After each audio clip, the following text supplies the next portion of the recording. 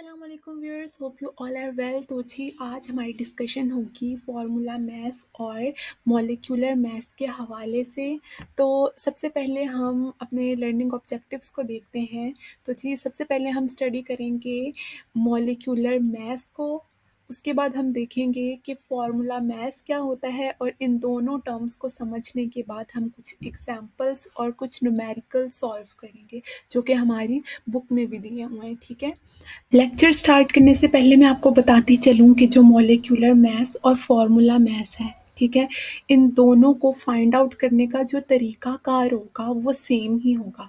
बस डिफरेंस क्या आ जाता है कि जो मॉलिक्यूलर मैथ्स होता है उसे हम मॉलिक्यूलर फार्मूला को यूज़ करते हुए कैलकुलेट करते हैं, जबकि जो फार्मूला मैथ्स होता है उसे हम एम्पिरिकल फार्मूला को यूज़ करते हुए कैलकुलेट कर सकते हैं, ठीक है, या फाइंड आउट कर सकते हैं। बस ये एक मेजर सा डिफरेंस है, बाकी जब इन्हें कैलकुलेट करना होता है तो उसका प्रोसीजर सेम होता है। तो हम स्टार्ट करते हैं मॉलिक्यूलर मैथ्स को। इसकी डेफिनेशन है the sum of atomic masses of all the atoms present in one molecule of a molecular substance is called its molecular mass। किसी भी मॉलिक्यूलर सब्सटेंस का एक मॉलिक्यूल जो होता है उसमें मौजूद जितने भी एटम्स हैं उन एटम्स के जो एटॉमिक मैसेस होते हैं, ठीक है, मतलब जितने भी एटम्स हैं हर एक का जो एटॉमिक मैस है उसका सम किया जाएगा, उन्हें ऐड किया जाएगा, और ऐड करने के बाद हमारे पास जो आंसर आएगा वो उस मॉलिक्यूलर सब्सटेंस का मॉलिक्यूलर मैस कहलाएगा। ठीक है, इसे आगे एग्जांपल्स के थ्रू क्लैरिफाई करते हैं। जैसे हमारे पास यहाँ पे एग्जांपल्स दी हुई हैं क्लोरीन की, कार्बन डाइऑक्साइड और वाटर की।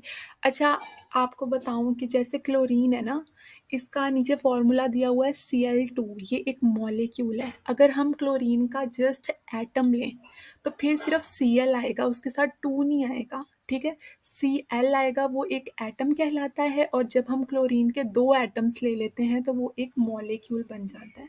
ठीक है, तो यहाँ पे उसने कहा है, जैसा कि हम जानते हैं कि जो एटॉमिक मास होता है क्लोरीन का वो 35 होता है। अच्छा, जो एक पीरियोडिक टेबल में आपने देखा होगा कि एक नंबर होता है किसी भी एलिमेंट के ऊपर लिखा होता है, और एक नंबर होता है जो एलिमेंट के नीचे लिखा होता है। ठीक है, जो एलिमेंट के ऊपर लिखा होता है वो एटॉमिक नंबर होता है, और जो एलिमेंट के नीचे वाली साइड पे लिखा होता है वो होता है एटॉमिक मास। तो क्लोरीन का जो एटॉमिक मास पीरियोडिक टेबल पे दिया गया है वो होता है 35। तो अब इसका मॉलिक्यूलर मास हम कैसे फाइंड आउट करेंगे? क्लोरीन की जगह पे उसका हमने लिख दिया एटॉमिक मास, और क्योंकि क्लोरीन के 2 एटम्स हैं तो उसे मल्टीप्लाई कर देंगे हम 2 के साथ। ठीक है, अब इसे मल्टीप्लाई करके हमारे पास आंसर आ जाता है 70 एटॉमिक मास यूनिट, ये इसका आ जाएगा मॉलिक्यूलर मास। ठीक है, अच्छा, नेक्स्ट है कार्बन डाइऑक्साइड। अब कार्बन डाइऑक्साइड में कितने एटम्स हैं? टोटल 3 एटम्स हैं, एक कार्बन का एटम और 2 ऑक्सीजन के एटम्स दिए हुए हैं। यहाँ पे बताया हुआ है उसने कि जो एटॉमिक मास होता है कार्बन का वो 12 होता है, और ऑक्सीजन का जो एटॉमिक मास होता है वो 16 होता है। अब हमने कार्बन डाइऑक्साइड के मॉलिक्यूलर मास को फाइंड आउट करना है। तो कार्बन का जो एटॉमिक मास है वो 12 लिखेंगे हम, और साथ प्लस का साइन आएगा, और ऑक्सीजन की जगह 16 लिखेंगे, और मल्टीप्लाई करेंगे इसे 2 से, क्योंकि ऑक्सीजन के हमारे पास 2 एटम्स मौजूद हैं। अब 16 को अगर 2 से मल्टीप्लाई करें तो 32 आ जाता है, 32 + 12 तो ये 44 एटॉमिक मास यूनिट आ जाता है कार्बन डाइऑक्साइड का। आगे है वाटर। अब वाटर में 2 हाइड्रोजन के एटम्स हैं और 1 ऑक्सीजन का एटम है।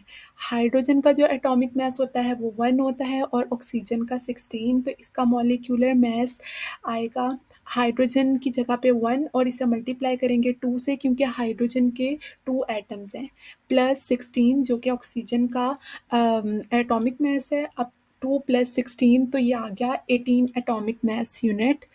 तो इस तरह ये क्लैरिफाई हो जाता है आपको कि ये इसका मॉलिक्यूलर मास है। ठीक है, अच्छा, आपको यहाँ पे एक चीज़ बता दूँ कि अगर किसी मॉलिक्यूल में 2 डिफरेंट एटम्स हैं, ठीक है? 2 डिफरेंट एटम्स हैं तो उनके जो एटॉमिक मासेस हैं उन्हें हम करेंगे ऐड। लेकिन अगर हम क्वांटिटी देखें, जैसे क्लोरीन में क्वांटिटी है 2 क्लोरीन के एटम्स हैं, कार्बन डाइऑक्साइड में ऑक्सीजन के 2 एटम्स हैं और वाटर में हाइड्रोजन के 2 एटम्स हैं। तो क्वांटिटी जो होगी वो मल्टीप्लाई होगी, ठीक है? आगे इसका न्यूमेरिकल सॉल्व करते हैं। Calculate the molecular mass of nitric acid HNO3। तो डाटा क्या दिया हुआ है कि जो मॉलिक्यूलर फॉर्मूला है हमारे पास नाइट्रिक एसिड का वो दिया हुआ है HNO3। हमें मॉलिक्यूलर मास फाइंड आउट करना है। अब इसका सॉल्यूशन आगे देखिए।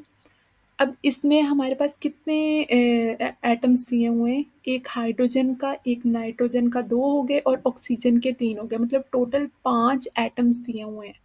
तो सबसे पहले हम देखेंगे atomic mass of hydrogen. Hydrogen का एटॉमिक मास होता है वो 1 होता है, ठीक है? 1 एटॉमिक मास यूनिट। इसी तरह नाइट्रोजन का जो एटॉमिक मास होता है वो होता है 14 और जो ऑक्सीजन का एटॉमिक मास होता है वो 16। आगे इसे अरेंज करेंगे हम H plus N plus O और O के क्योंकि 3 एटम्स हैं तो उसे मल्टीप्लाई कर देंगे हम 3 से। नेक्स्ट हमने वैल्यूज पुट की और हमारे पास आंसर आ जाता है 63 एटॉमिक मास यूनिट, ठीक है? अब नेक्स्ट है हमारे पास formula mass. The sum of atomic masses of all the atoms present in one formula unit of a substance is called its formula mass। अब यहाँ पे आप देख सकते हो कि डेफिनेशन सेम वैसी है जैसे मॉलिक्यूलर मास की थी, बस डिफरेंस कहाँ पे आया है? वहाँ पे 1 मॉलिक्यूल था, यहाँ पे है 1 फॉर्मूला यूनिट, ठीक है? बाकी सारी डेफिनेशन सेम है। क्योंकि जो फार्मूला मास होता है वो आयनिक कंपाउंड्स के केस में यूज़ होता है और इसमें एम्पिरिकल फार्मूला का यूज़ होता है, ठीक है? तो इसे मैं ट्रांसलेट कर देती हूँ। एक फार्मूला यूनिट में जितने भी एटम्स मौजूद हैं, हर एक एटम के एटॉमिक मासेस को हम ऐड कर देंगे और ऐड करने के बाद हमारे पास जो आंसर आएगा वो आएगा फार्मूला मास। तो इसके एग्जांपल्स चेक करते हैं। जैसे कि हमें पता है जो एटॉमिक मास होता है सोडियम का वो 23 होता है और क्लोरीन का 35 होता है। तो इसका मॉलिक्यूलर मास फाइंड आउट करने के लिए सिंपली हम उसकी वैल्यूज़ पुट करेंगे, उन्हें ऐड करेंगे और हमारे पास आंसर आ जाएगा 58 एटॉमिक मास यूनिट। इसी तरह कैल्शियम कार्बोनेट को अगर देखें तो कैल्शियम का जो एटॉमिक मास होता है वो 40 होता है, कार्बन का 12 होता है और ऑक्सीजन का 16 होता है। तो इसका मॉलिक्यूलर मास क्या होगा? सिंपली वैल्यूज़ पुट करेंगे बस। ऑक्सीजन का जो एटॉमिक मास है उसे मल्टीप्लाई कर देंगे हम 3 से, क्योंकि 3 ऑक्सीजन के एटम्स यूज़ हुए हैं।